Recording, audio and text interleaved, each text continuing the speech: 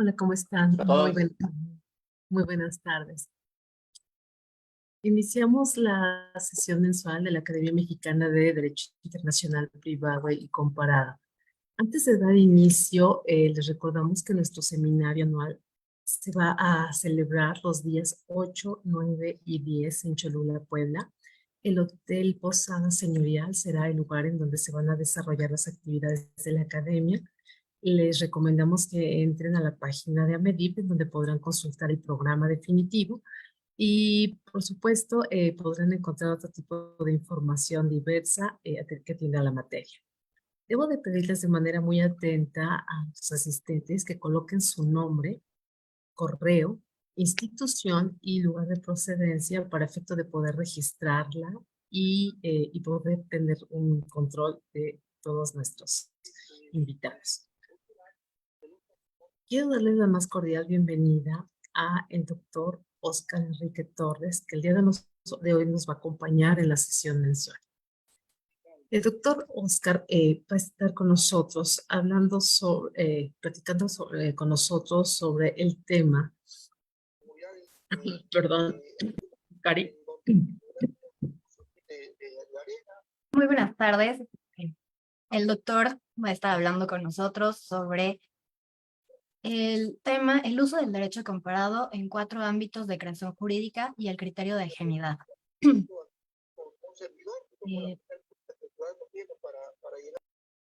Disculpe, tuvimos problemas aquí. El doctor es doctor en Ciencias Jurídicas por la Universidad San Luis de Bruselas, Bélgica. Tuvo un máster en argumentación por la Universidad de Alicante, en España.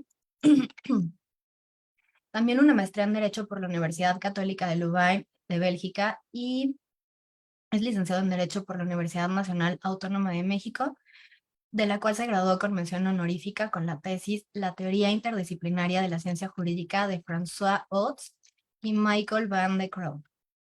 El doctor cuenta con diversos diplomados y con diversos grados académicos. Además, es miembro completo del Seminario Interdisciplinario de Ciencias Jurídicas de la Universidad de San Luis, Bruselas. Es miembro asociado del Instituto de Eaux Europans de la Universidad San Luis de Bruselas y se encuentra en la Universidad Nacional Autónoma de México impartiendo en la Facultad de Derecho, en la División de Estudio de Posgrado, la maestría en Derecho. Doctor, le cedo la palabra. Una disculpa por los problemas técnicos que hemos tenido. Muchas gracias.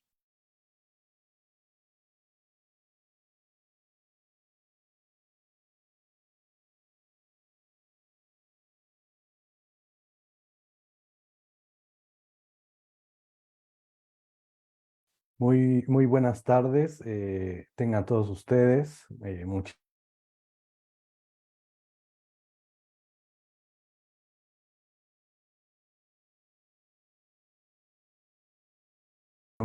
Zoom está un poco inestable.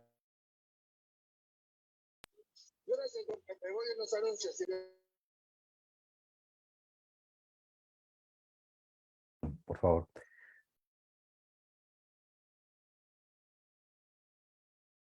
A la Academia Mexicana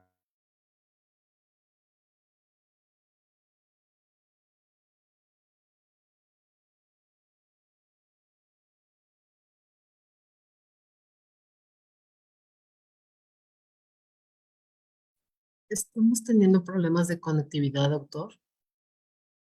Se escucha entrecortado su voz.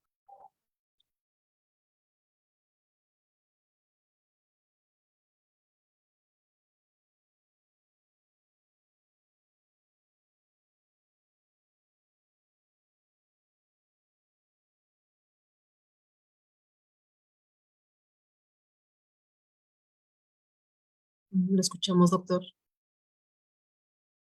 Solamente tenemos video.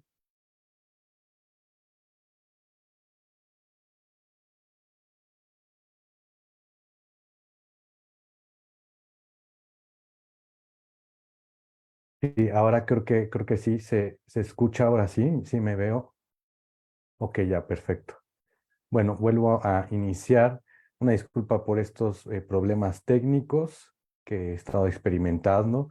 Bueno, en primer lugar, quisiera expresar mi más profundo agradecimiento a la Asociación Mexicana de Derecho Internacional Privado y comparado en particular a la maestra Roselvira Vargas Vaca por esta invitación para hablar, pues, este tema que tanto me apasiona y que he estado trabajando desde hace ya más de un lustro, ya llevo rato en esto, ¿no?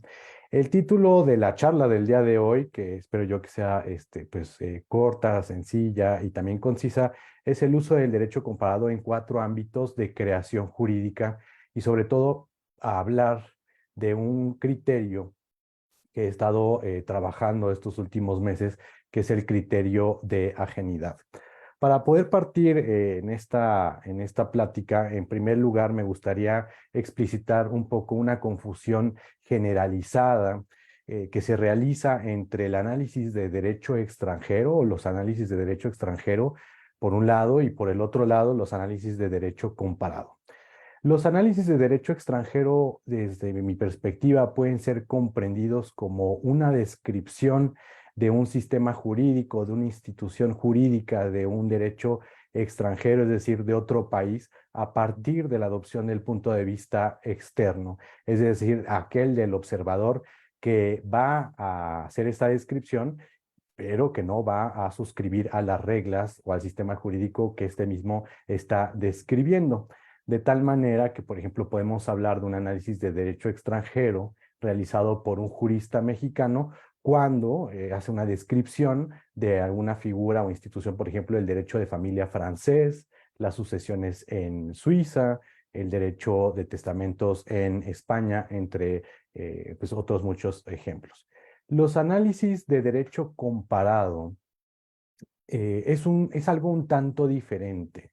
O sea, por ejemplo, si adoptamos el punto de vista de Dimitra Kokini, una gran comparatista del siglo pasado, pues ella defiende un criterio numérico de tal manera que podemos decir que existe un análisis de derecho comparado cuando se realiza la contrastación entre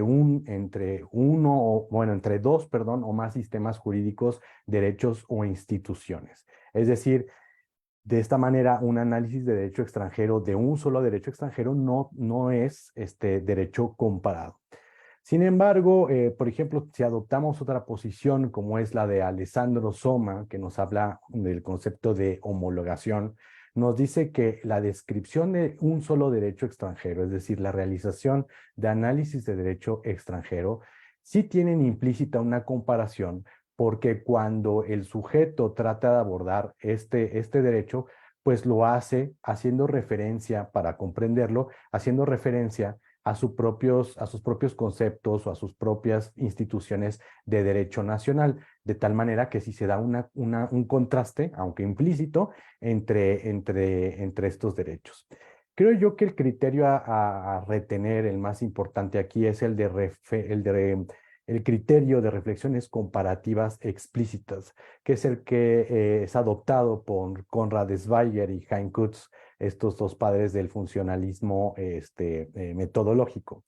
Y aquí el criterio es que cuando se realizan reflexiones comparativas, entonces sí podemos hablar de un análisis de derecho comparado. De tal manera que, y esto es un ejemplo que ellos ilustran en su propio libro de introducción al derecho comparado, de tal manera que, por ejemplo, la exposición sucesiva, supongamos, ¿no?, del derecho de sucesiones en un primer lugar en Francia y después se viene un análisis del derecho de sucesiones en Colombia y posteriormente un análisis del derecho de sucesiones australiano, inglés, y así nos vamos sucesivamente, no podríamos hablar de un estudio de derecho comparado porque no hay una reflexión que nos permita derivar relaciones de diferencia y de similitud. Pero, por ejemplo, en el caso de que haya una introducción, un prólogo o una especie de conclusiones donde sí nos permita hacer estos contrastes y llegar a derivar similitudes y diferencias, ese texto sí es un texto de comparación de jurídica o de derecho comparado, tal cual. Ahora, ¿qué se gana haciendo? Y esta es la perspectiva de John Wright, uno de los autores que defiende una especie de funcionalismo, ¿Qué se gana haciendo comparaciones explícitas? Es decir, no dejando todo en la parte implícita. Pues precisamente tratamos, haciendo estas comparaciones explícitas, tratamos de evitar la pérdida de comunicación y dejar que haya una especie de que el lector de estas análisis de derecho comparado, pues caiga en un error a la hora de aproximarse a estos análisis. También la constatación, la contrastación, perdón, de dos o más derechos, también justifica la relevancia del recurso al derecho comparado. Es decir, nos dice John Wright, que es más interesante para un jurista nacional ver un análisis de derecho comparado explícito, o sea, donde las comparaciones explícitas, que cuando nada más únicamente vemos un análisis de derecho extranjero, porque en el análisis de derecho comparado se va a hacer un contraste, una diferencia con el propio derecho local. Entonces, nos dice John Rice que resulta ser más interesante para los propios autores. Después de haber explicitado un poco esta confusión que no nada más es terminológica, no es una concepción, una diferencia únicamente conceptual, sino que también tiene efectos prácticos bastante importantes. Ahora sí pasaré a hablar de los ámbitos en el que se puede recurrir al derecho comparado, ¿no? En primer lugar, me voy a referir al uso del derecho comparado para la creación de legislación nacional o instrumentos comparados. Aquí va a depender mucho, obviamente, de los países, de la cuestión de la técnica legislativa que cada uno de los sistemas jurídicos nacionales implemente para la creación de su propia legislación, pero de manera común se recurre al derecho comparado, y esto va a también depender mucho de la aproximación que uno adopte, pues para tratar de importar, en el caso de los trasplantes, tratar de importar, traer de otros lados figuras extranjeras que podamos implementar en nuestros sistemas jurídicos nacionales. Esa sería la perspectiva de los trasplantes jurídicos. Una perspectiva muchísimo más reflexiva sería recurrir a las experiencias extranjeras, al derecho comparado extranjero, únicamente para darnos pistas, para darnos algunas líneas de reflexión, unas líneas de pensamiento, para que nosotros podamos, a un nivel nacional, para que podamos crear, perdón, nuestros propios instrumentos nacionales a partir de las experiencias que ya vivieron otros países.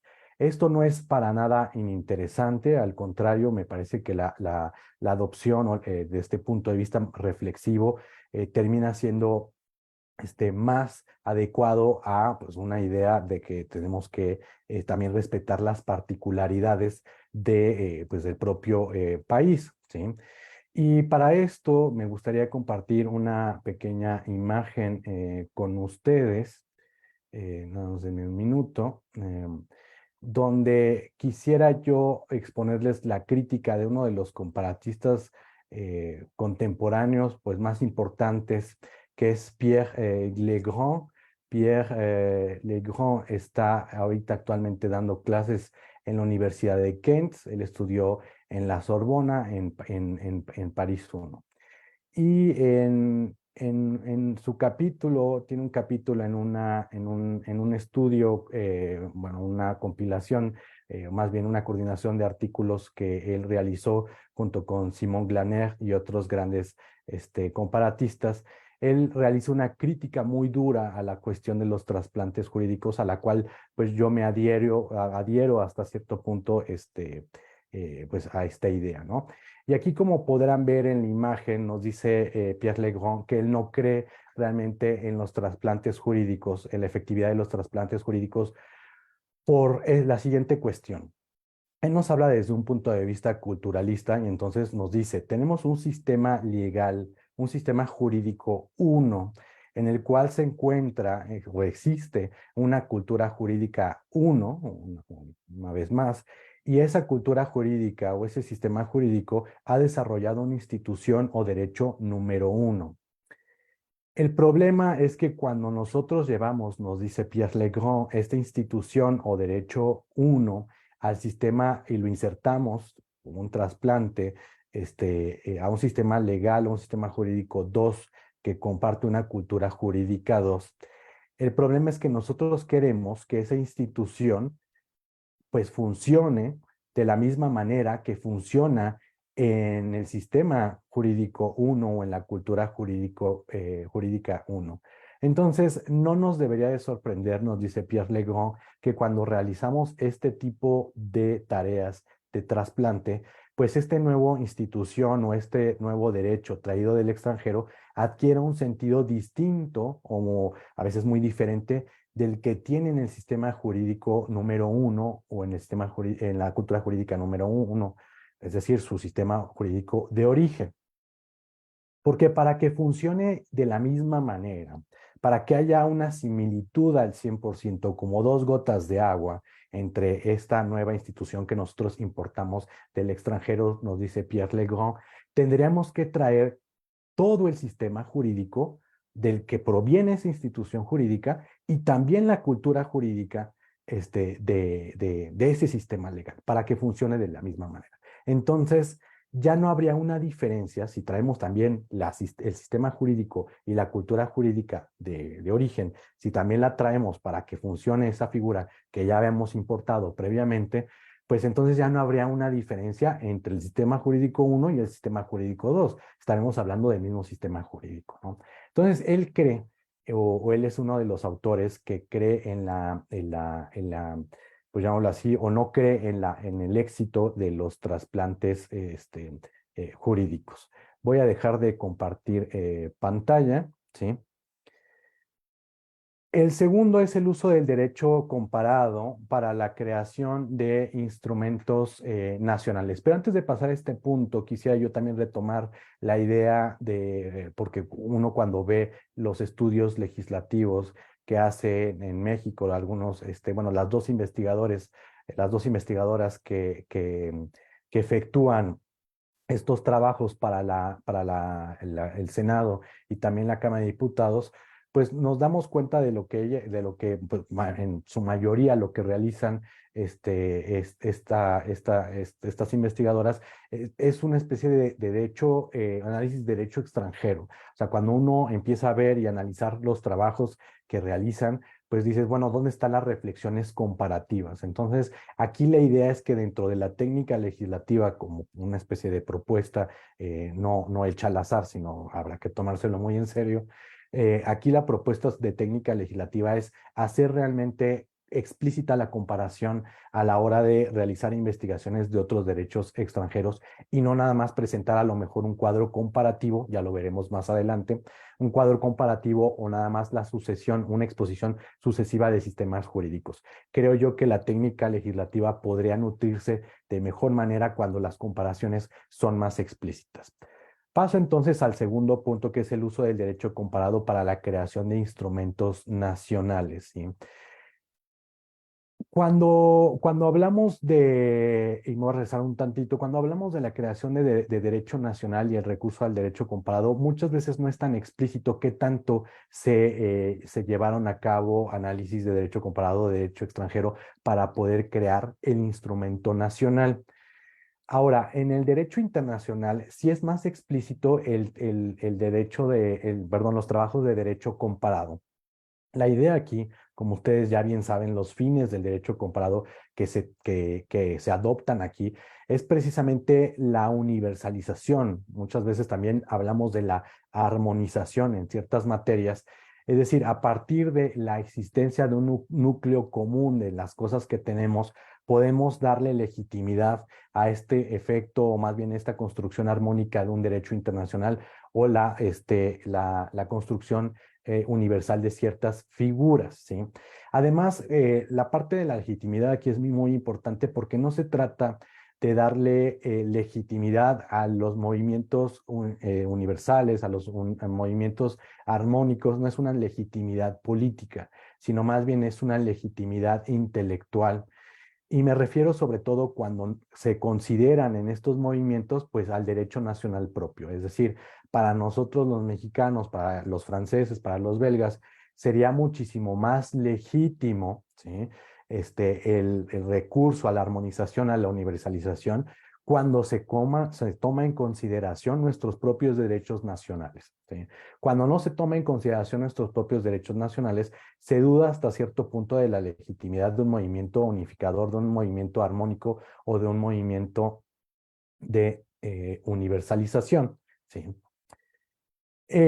Ustedes, como bien saben, es muchísimo más fácil también trazar el uso del derecho comparado en ciertos, llamamos así, plató, en ciertas áreas del derecho internacional. Por ejemplo, la Sociedad Mundial de Victimología, que es una organización no lucrativa que termina siendo consultada muchas veces por el Consejo Económico y Social de la ONU y también por el Consejo de Europa, pues trabaja o tiene muchísimos informes y trabajos de derecho comparado de las víctimas, ¿no? Cómo se hacen fondos para la reparación del daño de víctimas, cómo se financian esos fondos, qué tipo de derechos vamos a incluir, derecho de asistencia, derecho de ser escuchado, un derecho a lo mejor de un tratamiento psicológico a las víctimas, entre otras muchas cosas, ¿no? También la conferencia de La Haya en Derecho Internacional Privado, como ustedes saben, termina siendo el ejemplo más ilustrativo del recurso al derecho comparado para la creación de instrumentos internacionales en esta materia. Es decir, pareciera que incluso el cómo trabaja la conferencia es inevitable no recurrir al derecho comparado, es decir, de manera muy general, de manera muy intensa, recurren a ese derecho comparado. También la Organización de los Estados Americanos tiene una Secretaría de Asuntos Jurídicos. Esta Secretaría de Asuntos Jurídicos, a su vez, cuenta con un Departamento de Derecho Internacional y en ese Departamento de Derecho Internacional se llevan a cabo informes, se llevan a cabo trabajos de comparación que terminan siendo muy importantes para la suscripción y también, bueno, la creación de instrumentos nacionales en distintas materias, ¿sí? En tercer lugar, y creo yo que aquí habrá que dar un poquito, voy a profundizar un poquito más. El uso del derecho comparado para la interpretación o la argumentación y la argumentación por parte de los jueces nacionales, tanto de primera, segunda como y sobre todo de última instancia. Cuando yo inicié los análisis sobre este tema, me había dado cuenta que los grandes teóricos del derecho como Caín Perelman, Robert Alexy, Bieber, Stephen Toulmin, realmente no analizaban de manera exhaustiva el argumento de derecho comparado. O sea, existen algunas definiciones muy vagas, incluso Robert Alexy trata de asimilar el argumento histórico al argumento de derecho comparado y no hay realmente un tratamiento. Sobre todo no hay un análisis de cuál es la fuerza argumentativa, la fuerza, llaman así, de convicción de este tipo de argumentos. Y es que en la práctica nos damos cuenta que los jueces y los abogados recurren a ciertos argumentos extranjeros o también a las propias soluciones adoptadas por otras cortes que no son nuestras cortes nacionales, con la finalidad de darle más sustento a sus propias tesis interpretativas, ¿sí? Termina siendo algo muy común. Sin embargo, el estudio teórico, y ahí es donde podemos ver la deficiencia, un área de oportunidad de investigación, no ha habido un estudio teórico serio de la fuerza persuasiva que pueden tener estos argumentos. Y entonces una de las preguntas que se plantea en el marco del uso del derecho comparado para la interpretación y argumentación por parte de los jueces nacionales es ¿qué factores o qué elementos determinan la fuerza persuasiva de los argumentos de derecho comparado? ¿Sí? Y aquí yo puedo identificar a partir de un análisis que yo realicé en el marco de mi propia tesis de doctorado, donde yo analizo varias sentencias de cómo aplica el derecho de la Unión Europea, la sentencia, los órganos jurisdiccionales de última instancia de Bélgica, Italia, Francia, Inglaterra, Irlanda y en algunas ocasiones también recurría a Portugal. Y me voy dando cuenta de que los 4 factores que determinan la fuerza argumentativa o la fuerza persuasiva de estos argumentos de derecho comparado son los siguientes. En primer lugar, y esto es bastante interesante, el que pone el dedo en la llaga es Alessandro Soma, es la similitud, perdón, entre la escala de valores del sistema jurídico nacional con la escala de valores del sistema jurídico extranjero. Es decir, entre más similitud haya entre los valores existentes en ambos sistemas jurídicos, más fuerte va a ser la fuerza, valga la redundancia, más fuerte va a ser el argumento de derecho comparado, ¿sí? Tengo aquí dos ejemplos. El primero es uno de maternidad subrogada. Es un tribunal de primera instancia, un tribunal italiano de Monza, del 27 de octubre de 1989. Estamos hablando de que es una sentencia pues ya un poco vieja. Estamos hablando de que ya pasaron más de 25 años de que se dictó.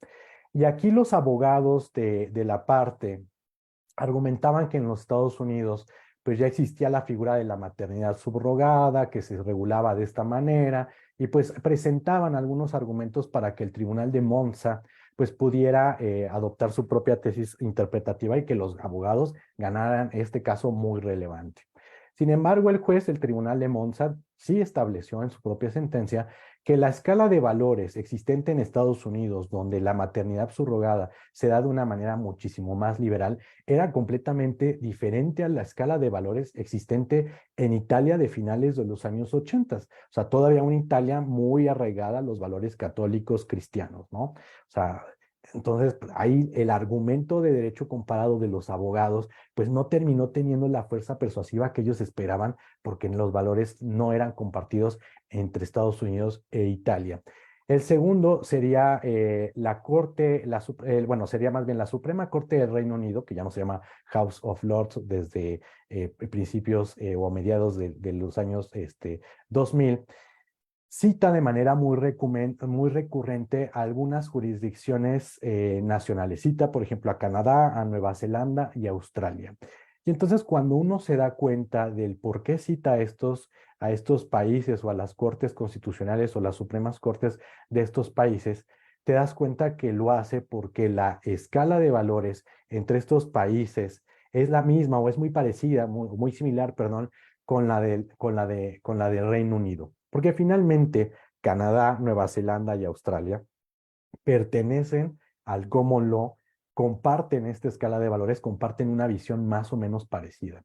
Entonces, cuando uno ve las sentencias de la Corte Suprema del Reino Unido, pues que citen a Francia o que citen a Italia, y bueno, no se diga a México, pues realmente termina siendo una súper excepción que confirma la regla. O sea, cada vez que ellos recurren al derecho comparado, van a Estados Unidos, van a Canadá y otros países de jurisdicciones del common law.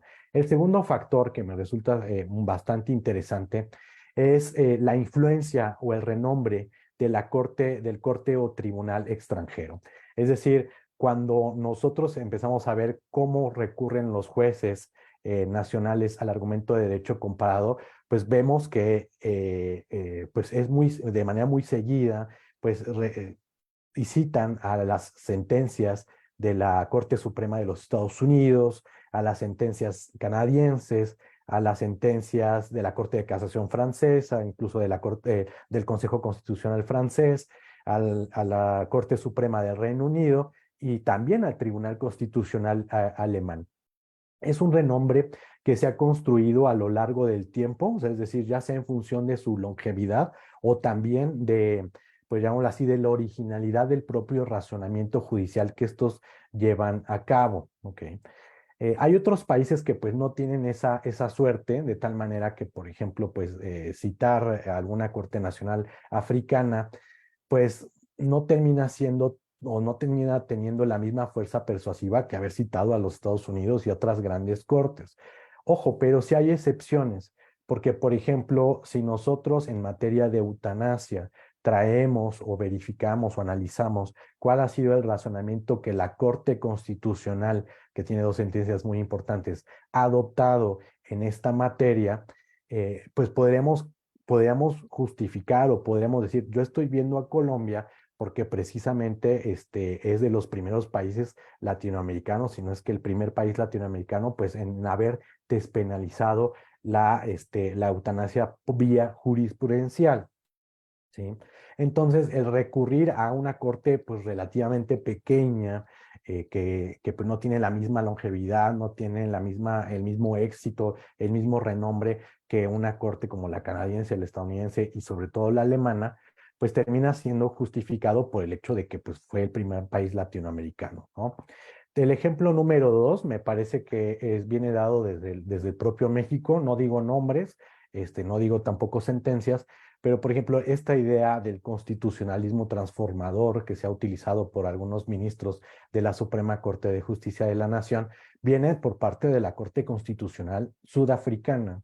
Y entonces el desarrollo de este concepto termina siendo tan original que pues nos vamos a una corte pequeña o relativamente pequeña como es esta corte del país africano. Entonces tenemos que por regla general o es muy común que adoptemos los razonamientos de las grandes cortes, pero de manera excepcional también se recurre a las cortes pequeñas, ya sea por su originalidad o por la primera vez que hayan abordado el tema en cierta región, ¿no? En tercer lugar sería la similitud entre el caso judicial nacional y el caso judicial extranjeros. Es decir, aquí tenemos que construir una analogía donde entre más similitudes o semejanzas haya entre ambos casos, pues más convincente va a ser recurrir a una sentencia o razonamiento de derecho extranjero, ¿sí? En este caso, por ejemplo, digo, tomemos en cuenta a lo mejor un caso mexicano donde nosotros podamos, ya tenemos el marco fáctico y recurrimos a una jurisdicción, ya sea de common law, eso me lo han preguntado varias veces, o sea, ¿qué tanto podemos recurrir a la jurisdicción de common law? Pues realmente no hay un límite, ¿no? Por el hecho de que seamos sistemas jurídicos distintos, no podemos recurrir al razonamiento que realizan estas cortes, ¿no? Hasta al contrario, podemos encontrar experiencias muy originales, muy buenas en ese tipo de cortes.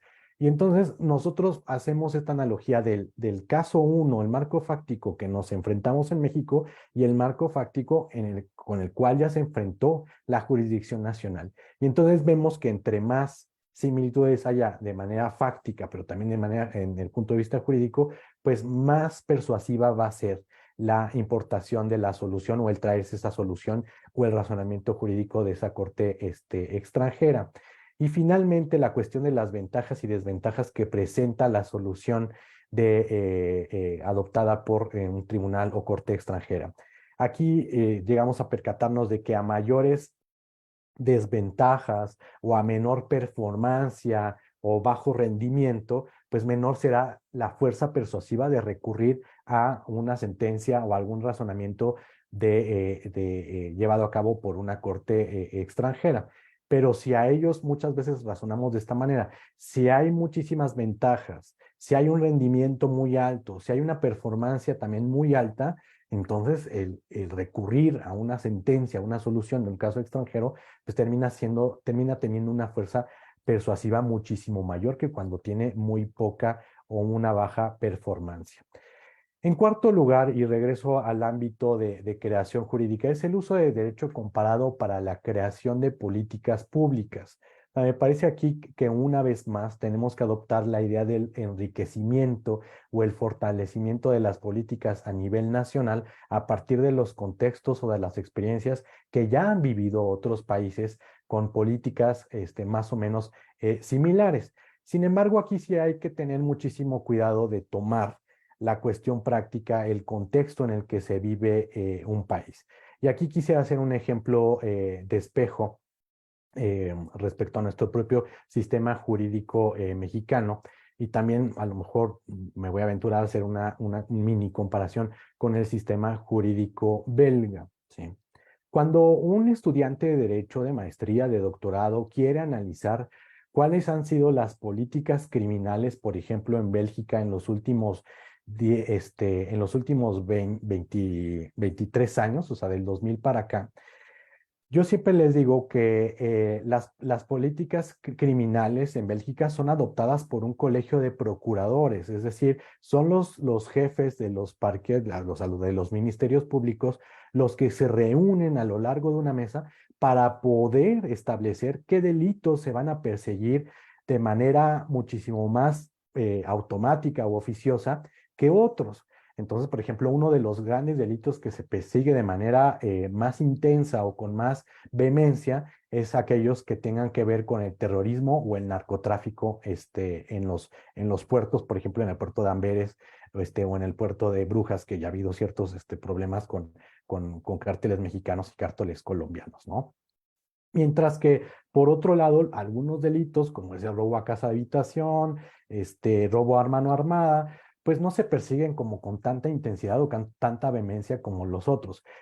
Pero a lo que voy es que sí hay una política explícita que podemos analizar a partir de los documentos que son emitidos por este colegio de procuradores, el colegio de procuradores, ¿sí? Esta política se ejerce obviamente con un fundamento que también existe en el derecho mexicano, que es el principio de persecución de delitos en materia penal.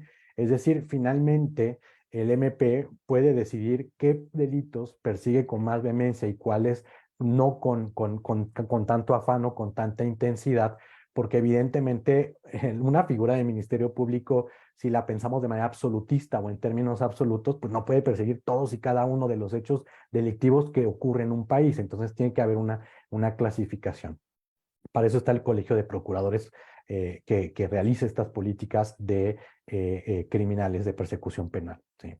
Sin embargo, en México ocurre algo bien curioso porque ahora nos ponemos o nos situamos en la situación o nos ponemos en los pies de un estudiante de Derecho en Bélgica que me pregunta, oiga, profesor, yo quiero analizar el principio de persecución de delitos en México y cómo se lleva a cabo las políticas criminales.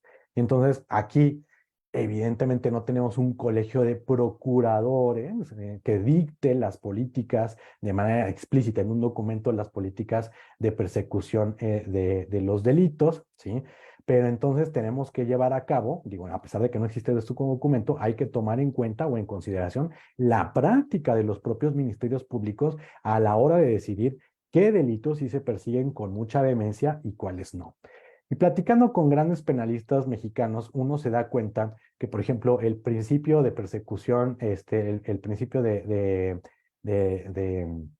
este principio de oportunidad de persecución penal termina siendo la excepción y la regla termina siendo otra cosa, porque la Contraloría de las agencias del Ministerio Público siempre va a estar atrás de ti para que siempre le des entrada a todas y cada una de las carpetas de investigación, pues de manera general. Es decir, para la Contraloría tú tienes que tratar un delito como es el robo a mano armada, trausente, a un delito, por ejemplo, de feminicidio, ¿no? Sin embargo, ya analizándolo más en la práctica, te das cuenta de que si hay una política criminal implícita, está inscrita en la práctica, donde, por ejemplo, el feminicidio, el narcotráfico y otros delitos se persiguen finalmente con más vehemencia y con más intensidad que aquel de robo a casa habitación con violencia o sin violencia, por ejemplo. Entonces, sí hay que tener muchísimo cuidado a la hora de analizar las políticas públicas desde una perspectiva de derecho comparado, de no nada más quedarnos en el texto,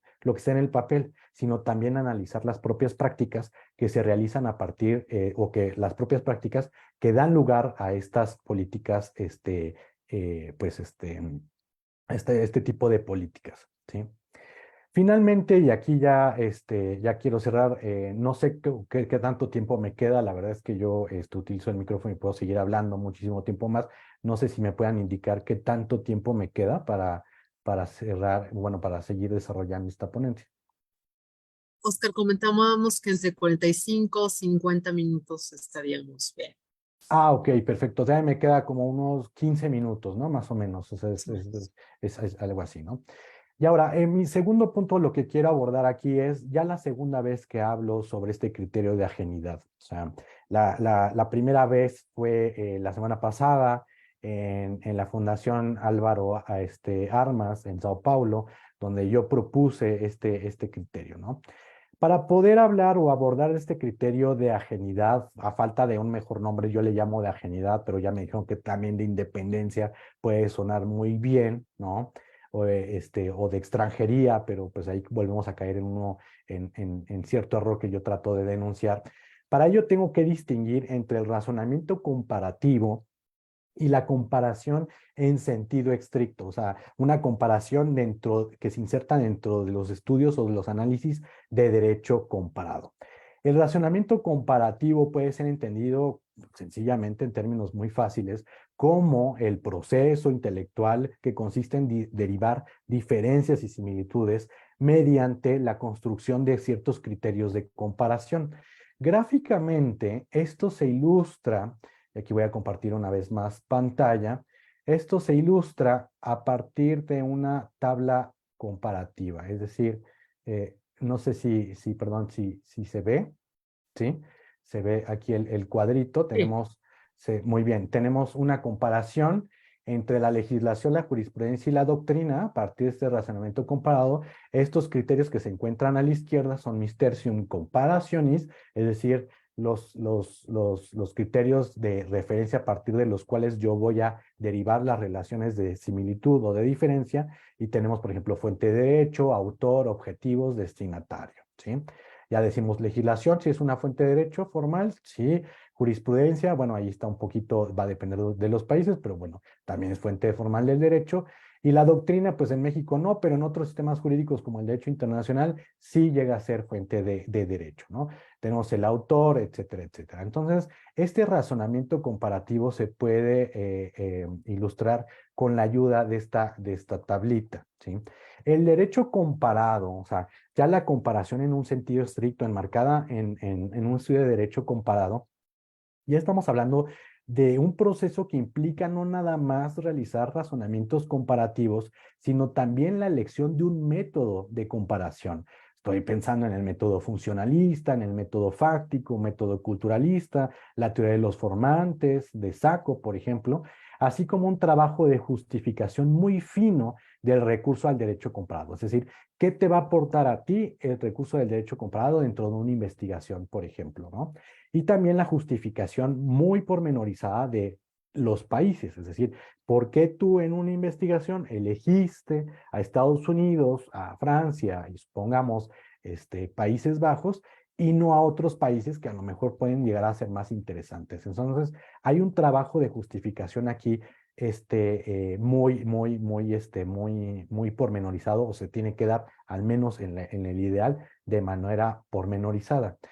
Una vez dicho lo anterior, a partir de esta distinción del razonamiento comparativo y el derecho comparado como en sentido estricto, que lleva pues, otras tareas más allá de nada más un simple razonamiento, pues el criterio de ajenidad me permite establecer lo siguiente. A partir de la distinción, y ojo, y ahorita lo voy a abordar esta parte de los objetos de comparación, establecer la diferencia entre una simple comparación, ¿sí? Siguiendo el razonamiento comparativo y la realización de un análisis ya pormenorizado de derecho comparado. Aquí la ajenidad tiene que ser comprendida en el sentido común del término, es decir, como aquello que pertenece, que no pertenece, perdón, o no corresponde a otro, ¿ok? Entonces, de acuerdo con el criterio que trato de proponer, o sea, el derecho comparado debe de darse entre instituciones, sistemas jurídicos o derechos que son ajenos al sistema jurídico propio nacional, ¿sí? Si los dos derechos no son ajenos el uno al otro, entonces podríamos realizar una comparación jurídica, pero únicamente aplicando un razonamiento comparativo simple. De este modo, la comparación, por ejemplo, entre los diferentes derechos o instituciones de un mismo país, pues se puede seguir o se puede realizar mediante este razonamiento. Pienso, por ejemplo, cuando en la carrera nos dejaron a un cuadro comparativo donde vamos a contrastar los tipos penales, por ejemplo, el abuso de confianza, el robo y la estafa. Entonces, empezamos nosotros y decimos, bueno, finalmente en el robo hay una sustracción ilegítima en contra de la voluntad de la persona, en el abuso de confianza si hay esta voluntad de entregar la cosa, etcétera, etcétera, ¿no? Entonces hablamos de una comparación jurídica simple, únicamente aplicando el razonamiento comparativo, ¿no? Lo mismo ocurre cuando distinguimos o tratamos de contrastar las figuras, por ejemplo, del falso testimonio o del perjurio. Otro ejemplo en materia civil es cuando nosotros hacemos una comparación simple entre la venta, la permuta y la donación, por ejemplo, ¿no? La comparación, por ejemplo, digo, más bien ya traído más a un ámbito un poquito más internacional, la comparación entre el derecho en un plano internacional, por ejemplo, el desarrollado por las Naciones Unidas, y el derecho, y ojo, nacional de un Estado que forme parte de esta organización o de la organización internacional a la que nosotros vamos a confrontar el propio derecho, no sería, siguiendo el criterio de ajenidad, un análisis de derecho comparado. Únicamente se trataría de una aplicación de un razonamiento comparativo que puede tener como, por ejemplo, finalidad tratar de evaluar qué tanto hemos seguido, qué tanto hemos adaptado nuestro propio derecho a las exigencias internacionales provenientes de estas organizaciones, o qué tanto se ha adecuado también nuestro sistema jurídico nacional al derecho internacional en ciertas materias, ¿sí? Eh, por ejemplo, tomando como referencia a México, se compararía en qué grado o en qué medida o en qué nivel nuestro Estado ha seguido con el derecho internacional de ciertos instrumentos internacionales desarrollados por la ONU, la OEA, entre otras muchas cosas, ¿no? Eso sería únicamente el razonamiento comparativo simple, el que emplearíamos para poder realizar estos ejercicios. Esto que el siguiente ejemplo que voy a dar proviene ya de una discusión que yo he tenido a lo largo de año y medio con los estudiantes a nivel maestría, porque luego me dicen, oiga, profesor, yo quiero realizar una comparación entre las sentencias, por ejemplo, en materia de medio ambiente, entre, por un lado, las sentencias de la Corte Interamericana de Derechos Humanos y las sentencias de la Suprema Corte de Justicia de la Nación.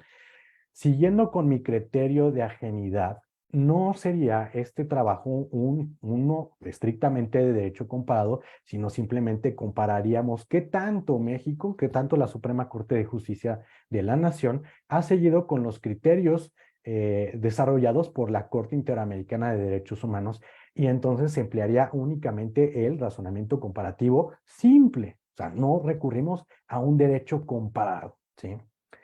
El criterio, estoy a punto de acabar y esto es bastante interesante, creo yo, porque el criterio no solo me sirve para separar o identificar el análisis de derecho comparado en sentido estricto, sino también para justificar otro tipo de análisis. Es decir, gracias a este criterio, yo puedo, eh, yo puedo meter en la categoría de análisis de derecho comparado la realización, por ejemplo, de una comparación en materia, supongamos, de derecho de las víctimas entre lo que ha dicho la Organización de Estados Americanos, ¿sí?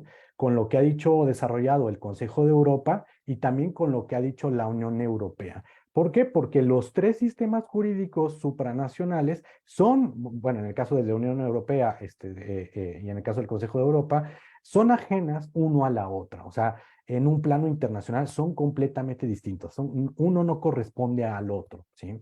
También podremos justificar, por ejemplo, como análisis de derecho comparado, la contrastación entre la jurisprudencia en distintas materias, entre, por ejemplo, el Tribunal Europeo de Derechos Humanos, el Tribunal de Justicia de la Unión Europea en materia de protección de derechos fundamentales, obviamente siempre y cuando se respete el criterio funcional, ¿sí?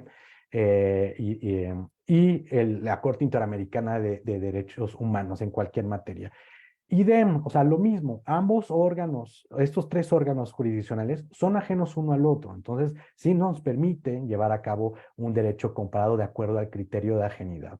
Y aquí también, de acuerdo con este criterio, se permitiría o entraría como análisis de derecho comparado el compartir los sistemas jurídicos locales en un país de tipo federal, donde la competencia en ciertas materias corresponde de manera exclusiva a ciertas entidades federativas, de tal manera que, por ejemplo, yo podría comparar ciertas porciones del derecho civil, por ejemplo, en el estado de Delaware, por un lado, y por el otro lado en el estado de Maryland, por ejemplo, ¿no? O sea, cómo estos dos estados con sistemas jurídicos distintos y ajenos uno al otro, pues desarrollan ciertas parcelas del derecho civil o, por ejemplo, del derecho penal. También esto podría justificar un análisis de derecho comparado entre el sistema jurídico de una entidad federativa y un sistema jurídico nacional, de tal manera que se permitiría, de acuerdo a este criterio de ajenidad, realizar un análisis de derecho comparado, siguiendo los métodos, la justificación de los países, etcétera, etcétera, entre, por un lado, por ejemplo, el estado de Texas y el otro lado, el derecho existente en el estado de Texas y el derecho existente en Francia, por ejemplo, ¿no? O sea, uno va a decir, bueno, finalmente uno es un país y el otro es una entidad federativa. Sí, pero cada uno ha desarrollado sistemas jurídicos distintos, sistemas jurídicos que son ajenos el uno al otro. Entonces, sí podríamos realizar un estudio de derecho comparado. Obviamente hay unos problemas suplementarios que se plantean cuando uno trabaja con este criterio de tal manera que pues ya estoy trabajando en la pormenorización o en tratar de acabar muchísimo mejor o hacer un trabajo más acabado de esta propuesta. ¿Por qué? ¿Qué pasa con la comparación, por ejemplo, de un derecho nacional en México, de cualquier institución de derecho nacional en México, y el derecho internacional del Consejo de Europa, por ejemplo, en la misma materia, ¿no? O sea, ¿podría yo comparar un sistema jurídico internacional como es el Consejo de Europa contra el de México? Aquí yo creo que es, bueno, es una objeción que se me realizó recientemente y me parece que habrá que adoptar una posición de vamos a comparar lo comparable. Es decir, un sistema jurídico internacional tiene una dinámica, tiene una naturaleza distinta a la de un sistema jurídico nacional. Aquí lo que yo propondría es tratar metodológicamente de cambiar la cuestión y ver, por ejemplo, o tratar de contrastar cómo en cierta materia México ha legislado, por ejemplo, ¿no?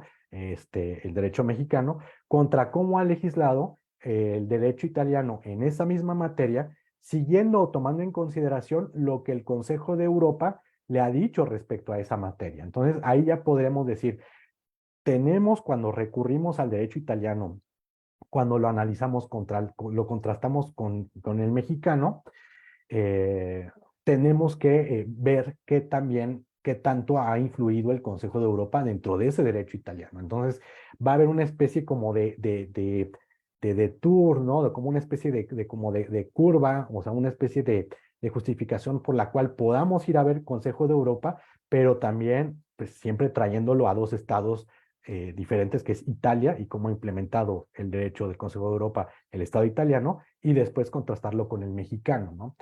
También, y aquí voy a acabar con este criterio, obviamente también estoy trabajando a partir a lo mejor de tratar de pormenorizar, tratar de especificar muchísimo más esta propuesta a partir de la idea de la aplicación territorial y de la aplicación temporal. De tal manera que, por ejemplo, en el caso de la aplicación temporal, muchas veces me preguntan, profesor, ¿podría entrar dentro del análisis de derecho comparado el contrastar, por ejemplo, el Código Civil de 1870 con el Código Civil Federal de 1884, con el de Manuel de González, y posteriormente con el de 1928, ¿sí? O poder contrastar el derecho romano con el derecho actual? Aquí, pues yo diría, pues metiéndole un criterio temporal, no es derecho comparado. Podríamos decir, siguiendo esta distinción que hice en un inicio, que podemos razonar comparativamente, siguiendo este razonamiento comparativo simple, para establecer las diferencias y las similitudes entre los códigos que acabo de mencionar, sin que entre dentro de la categoría de derecho comparado estricto sensu, ¿no?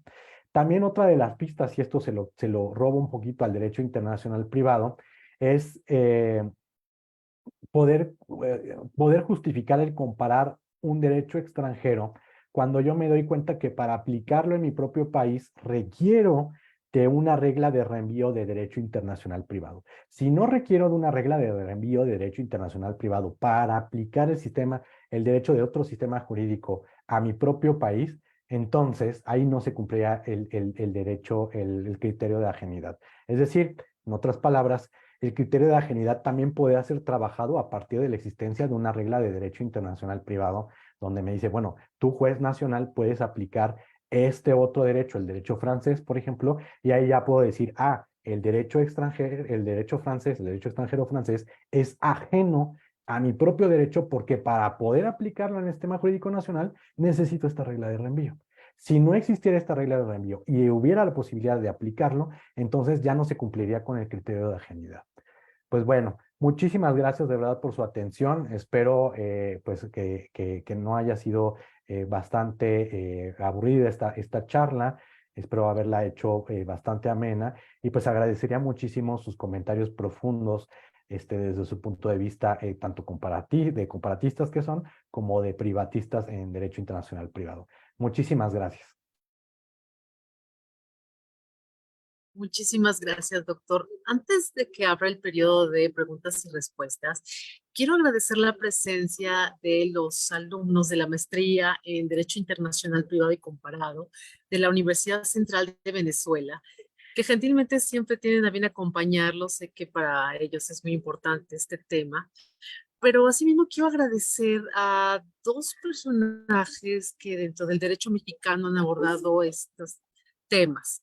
Uno de ellos es don Jorge Sánchez Cordero, que nos acompaña esta tarde, y por supuesto nuestro querido doctor Leonel Pérez Nieto Castro. Gracias a ambos por estar aquí, a todos ustedes. Ahora sí, me permito abrir el periodo de preguntas y respuestas para el doctor, porque no quiero abusar, pero sí quiero hacer una pequeña pregunta, Oscar. Cuando en derecho internacional privado encontramos temas como institución desconocida, a veces el operador jurídico y en específico los jueces tienden a tener problemas para resolver exactamente los problemas que se les están planteando. Si no hay dentro de la legislación mexicana tópicos que estén regulados, a veces nos vemos, bueno, se ven en la necesidad de echar mano de otras herramientas que pueden encontrar en el sistema. Existen situaciones jurídicas en donde, vamos, no pueden dejar de resolver un caso y por ende, atendiendo a una temática de derechos humanos, tendrían que resolverlo. Eh, ¿Qué puedes recomendar tú a esos operadores jurídicos, jueces, del manejo, el estudio del derecho comparado para la labor jurisdiccional? Bien, muy bien. Muchísimas gracias por la pregunta. Yo voy a contestar a esta cuestión en el marco pues de cómo el juez puede, digámoslo así, o como yo entendí la pregunta, de cómo puede tratar de allegarse de ciertos elementos de derecho extranjero porque tiene esta obligación de hacer la justicia, ¿no? Tiene esta obligación que incluso en el Código Civil de Napoleón en el artículo quinto, es que decía que en el caso de insuficiencia de la ley, el juez tenía aún así que dictar derecho porque si no caía en una especie de negación de justicia, ¿no? Entonces, aquí es algo, saben, el derecho comparado es algo muchísimo de filigranas, es un trabajo muy puntilloso, es un trabajo a veces muy difícil. O sea, mi primera recomendación sería tratar de allegarse de bibliografías directas, ¿no? O sea, de las fuentes directas, pero no quedarse únicamente como en lo textual, porque muchas veces recurrimos a estas figuras de derecho, de derecho civil francés, de derecho civil suizo, de derecho civil español, y nos quedamos únicamente con la lectura de los códigos civiles. Sin embargo, una cosa es el law in books, o sea, el derecho en los libros, y otra cosa ya es el derecho en acción, o sea, qué es lo que hacen estos tribunales a la hora de decidir los casos, qué es lo que sucede en los pasillos, qué es lo que sucede en los estrados, qué es lo que sucede en las audiencias, ¿no? Entonces, para ello, me parece que sería importante, y aquí retomo un poquito pues los recomendaciones que no son propias, no son mías, de John Wright, pues tratar de allegarse de algunos de los análisis que ya han sido anteriormente realizados por algunos comparatistas, pues ya renombrados, ¿no? En la materia. Esto con la finalidad de no distorsionar lo que está en el código y también tratar, pues, de ver qué tanto en la realidad se puede, bueno, qué tanto vamos a considerar la práctica, o más bien que debemos de considerar en la práctica, ¿sí? Eh, Obviamente es un trabajo también difícil porque requiere o hay ciertos problemas de traducción a los cuales se enfrentan los jueces, nos enfrentamos los comparatistas. O sea, Muchas veces la idea de los equivalentes funcionales dentro de la traducción pues terminan siendo no tan efectivos, ¿no? Muchas veces las instituciones que nosotros le nombramos de cierta manera en México terminan teniendo un nombre completamente distinto, ¿sí? En otros países, ¿sí? Pienso particularmente, esto es un ejemplo sustraído de un trabajo final de un alumno de maestría acá en la Facultad de Derecho del UNAM, por ejemplo, la idea de los falsos amigos. Y entonces este chavo realizó un proyecto, un trabajo donde analizaba los pedimentos de importación. Y entonces el pedimento de importación en Italia le llaman proyecto de ley. Y entonces cuando lees en español proyecto de ley, dices, pues proyecto de ley, ¿no? Y absolutamente nada que ver con el proyecto de ley. O incluso también otro falso amigo, ¿no? En la cuestión de la traducción, la ley orgánica. La ley orgánica en España, en Francia y en Bélgica se refiere a la regulación de ciertas materias contenidas en las constituciones de estos tres países, ¿sí? Mientras que nosotros en México, cuando utilizamos el término de ley orgánica, nos referimos a la regulación de la estructura de ciertas instituciones. Y entonces ahí hay un como falso amigo. Yo creo que habría que poner atención o muchísimo cuidado en la cuestión de la traducción de los falsos amigos. Y bueno, podría dar más y más consejos, ¿no? De cómo, de cómo poder, que los jueces pudieran realizar este trabajo de derecho comparado. Un tercero que ya con eso finalizó, sería tratar de llevar a cabo una comunicación con un juez extranjero, ¿no? Con un practicante del derecho extranjero, con la finalidad de que nos pueda decir cómo ocurren las cosas respecto a una figura o cómo la figura se vive en el derecho nacional. Evidentemente, cuando yo hablo de estos consejos, pues dices, bueno, ¿y quién puede realizar todos estos consejos que parece una tarea titánica y que pareciera que se agregan a las tareas del propio juez Herculeo, ¿no? Trayendo la terminología de Dworkin, ¿no? O sea, un juez que conozca el idioma extranjero a la perfección, que no se equivoque con los falsos amigos, que además tenga contactos en el extranjero, etcétera, etcétera. Es difícil, creo yo, pero no es una tarea imposible, ¿no? Llevar a cabo estos consejos. Muchas gracias, Oscar. Le cedo el uso de la voz al maestro Carlos Gaduardi. Maestro, su Muchas micrófono. gracias, Elvira, Rosa Elvira, pero creo que el doctor Pérez Nieto la pidió antes que yo. Perdón, gracias. Si me permites, le doy la palabra al doctor Pérez Nieto y luego comento. Claro que sí. Adelante, doctor Leonel. Gracias. Hay que activar el micrófono, perdón, doctor.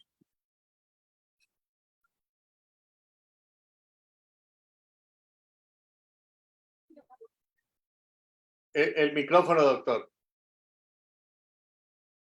No se le oye. Ya, perfecto. Ya. Muchas gracias, Carlos, muy amable, eres muy amable. Sí quisiera yo hacer dos observaciones a lo expuesto por nuestro querido invitado. Primero, la cita que hizo de ese comparativista francés, Pierre Legrand, que está en contra de los trasplantes. Yo quisiera decir que la experiencia mexicana de 1984, 1985, para prepararnos para dar el gran salto al Tratado de Libre Comercio de América del Norte, hicimos mucho trasplante. A mí me tocó participar en el trasplante de competencia económica. Y lo logramos, no solamente en competencia económica, sino en otras comisiones que se crearon en la época y que han funcionado perfectamente. Fueron trasplantes bien hechos, bien pensados, que han funcionado muy bien.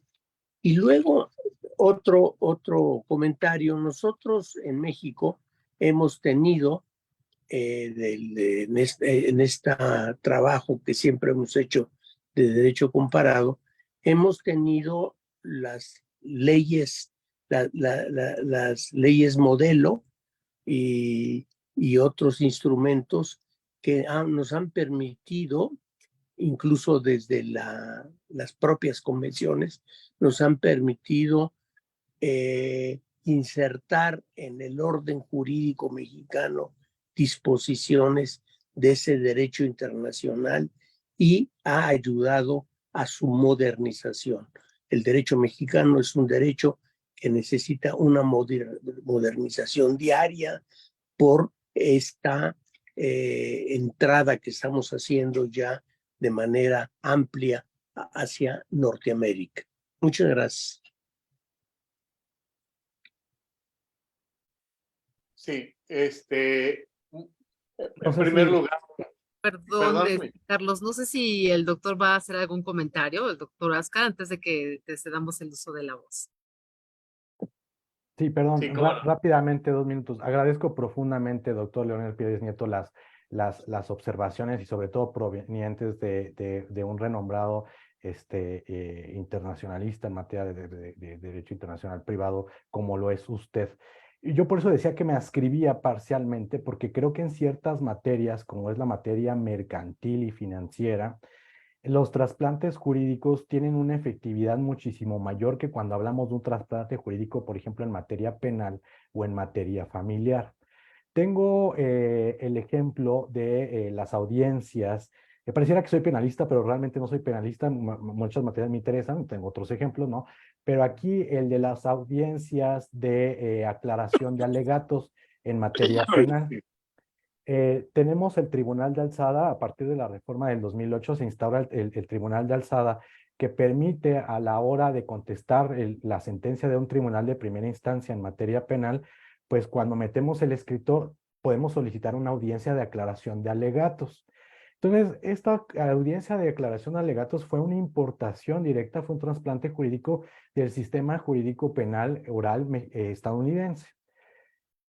¿Cómo ocurre una audiencia de alegatos, de aclaración de alegatos en los Estados Unidos? Ocurre de una manera bastante argumentativa, de una manera bastante dinámica. O sea, de repente los jueces tratan de ahondar muchísimo más en los propios alegatos y preguntan a los abogados responden y los alegatos se van haciendo más y más grandes, ¿no? Se van inflando.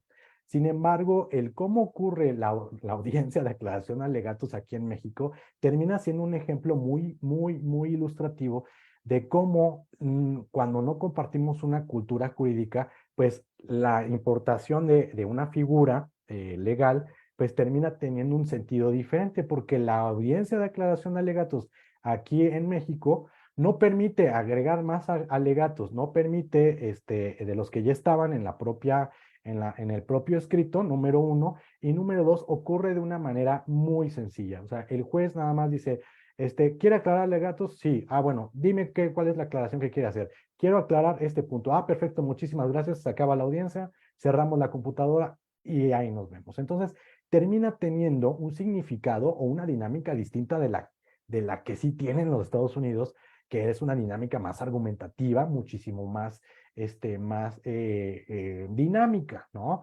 Ahora, que si esto esté bien o que esté mal, porque luego hay gente que dice, es que está mal, hay magistrados, jueces de materia penal, y dice, es que tenemos que ser como Estados Unidos.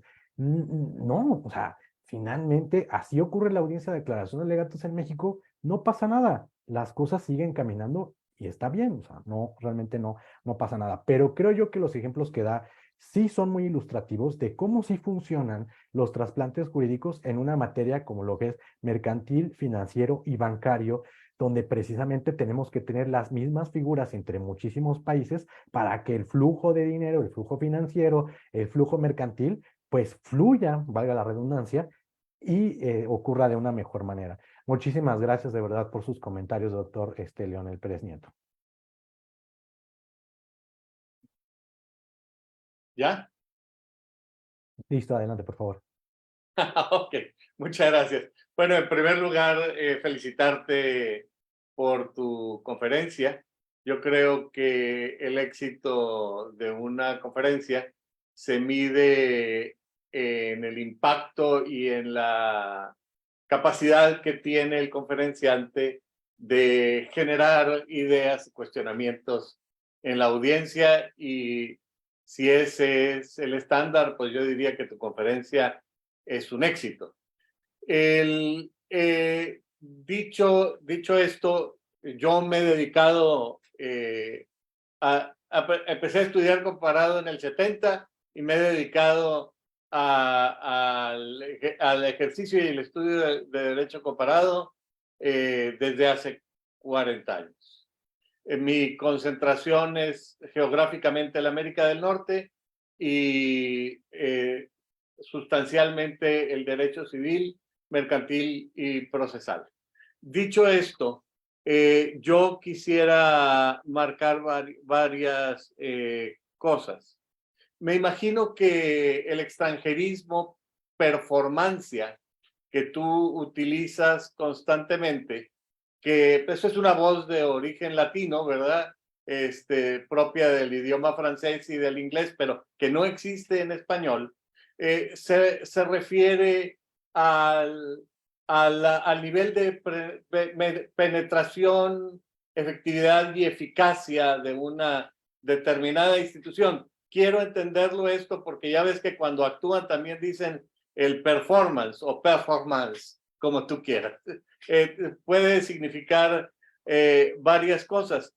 Quizá en el escrúpulo terminológico sí valdría la pena encontrar algo más adecuado. Al igual que el doctor Pérez Nieto, a mí sí me causa salpullido un poco el tema del trasplante de instituciones extranjeras.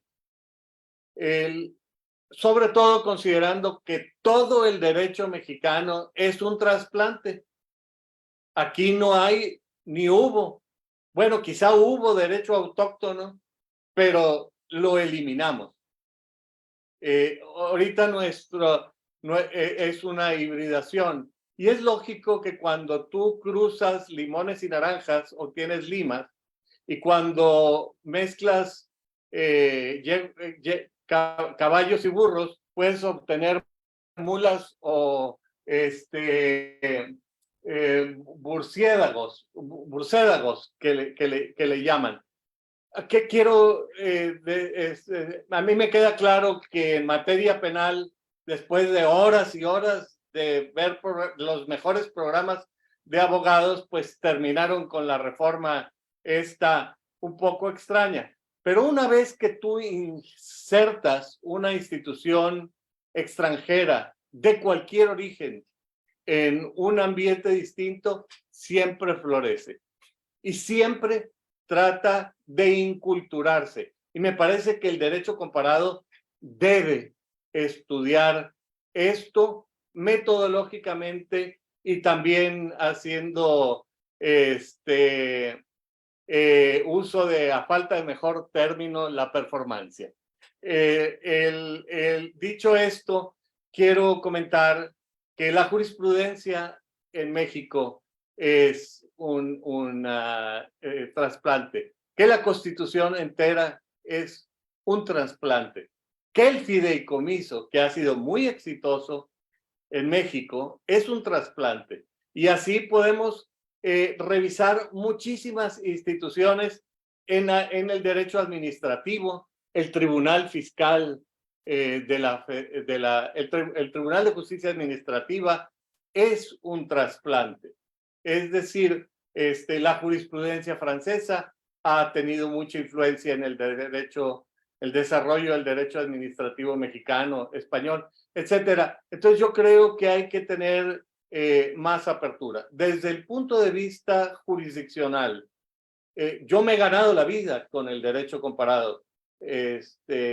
Y quiero decir que esta descripción de instituciones extranjeras con propósito comparativo es, en mi opinión, una parte muy importante del derecho comparado.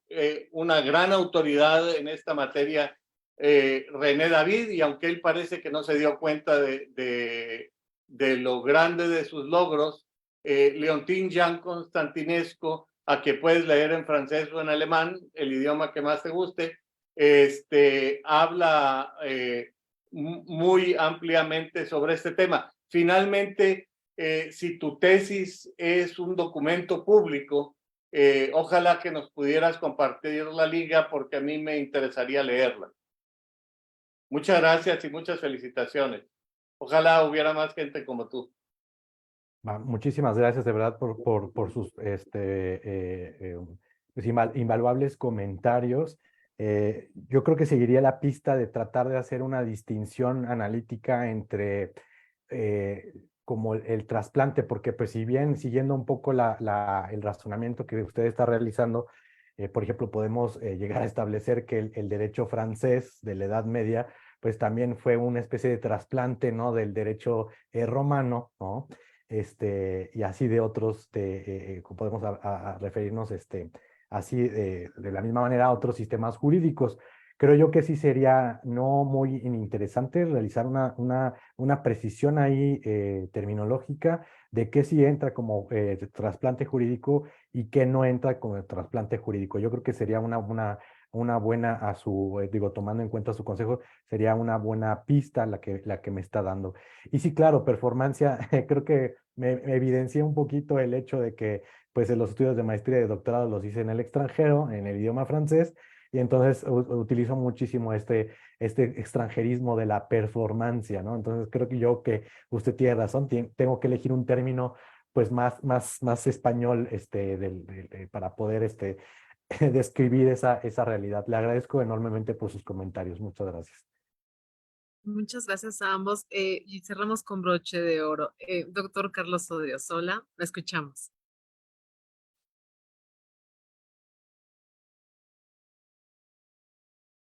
El micrófono. Perdón.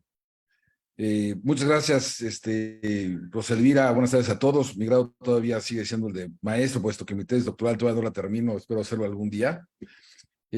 Doctor, te felicito por tu muy brillante exposición. Nos da a todos mucho de qué pensar. Me da mucho gusto también todos los puntos que pones tú sobre la mesa. Y bueno, pues quiero nada más aportar o poner sobre la mesa el tema de, desde el punto de vista de un litigante, por ejemplo, el hecho de que hoy el derecho nacional, pues no solamente se compone del derecho del que estamos hablando y que conocemos como el que se deriva, digamos, de las instituciones españolas, romanas, lo que ustedes quieran. Tenemos también un derecho propio, prehispánico, indígena, que hoy también es derecho aplicable en México en virtud de la Constitución, artículo 2, y que eventualmente pues también tiene que utilizarse en el caso de México en determinadas circunstancias y a determinadas personas. Y aquí la pregunta sería, en tu concepto, el derecho indígena, cuando es aplicable conforme a la Constitución, pues también va a conllevar a que tenga que existir un ejercicio de derecho comparado, ¿no? ¿No lo crees así? Te felicito por tu brillante exposición. Muchas gracias.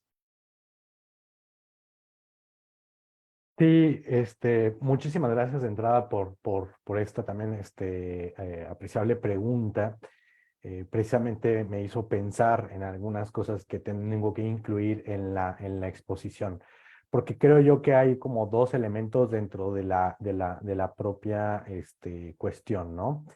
En primer lugar, independientemente de la calificación, si los sistemas normativos indígenas pueden recibir el calificativo de jurídico o no, creo yo que es bastante controversial. Yo me adscribo a que sí, o sea, son sistemas jurídicos aparte entera, y eso incluso independientemente de que haya un reconocimiento estatal, o sea, de derecho positivo a partir del artículo 2 de la Constitución. Es decir, antes, para mí, desde mi perspectiva culturalista, sí eran sistemas jurídicos muchísimo antes de la reforma constitucional del artículo 2. Ahora, evidentemente hay casos judiciales, como usted refiere de manera muy precisa, en los cuales los jueces tienen que aplicar hasta cierto punto, pues, los sistemas jurídicos o resolver conflictos que impliquen el conocimiento de sistemas jurídicos indígenas. Entonces, aquí yo establecería o desdoblaría la pregunta en dos. Creo yo que si es un ejercicio de derecho comparado, pero a un nivel implícito, el hecho de que el juez tenga que ir a conocer estas instituciones, figuras del sistema jurídico indígena, con la finalidad de aplicarlos o de tratarlos en el propio juicio al cual pues se le llevó a su conocimiento, ¿sí? Creo yo que sí hay un ejercicio comparativo porque tomando un poco la terminología de Alessandro Soma, tratamos siempre de homologar y tratamos de comprender, a veces con éxito, a veces con nada de éxito, las figuras de derecho indígena a partir de las propias categorías internas que nosotros movilizamos cuando comprendemos el derecho, ¿no? O sea, creo yo que ahí hay un ejercicio comparativo implícito. Ahora, tomando en cuenta el criterio de ajenidad que propongo, si es posible, por ejemplo, llevo ya tratándolo de llevar a una cuestión de investigación de derecho comparado, también es posible, de acuerdo a mi criterio de ajenidad, comparar entre el sistema jurídico eh, eh, contenido, por ejemplo, en el pueblo yaqui, en Sonora, o Mayo, o Pima, o Seri, y hacer una contrastación con el sistema jurídico, por ejemplo, de alguna sierra, bueno, de algún espacio en Oaxaca, ¿no?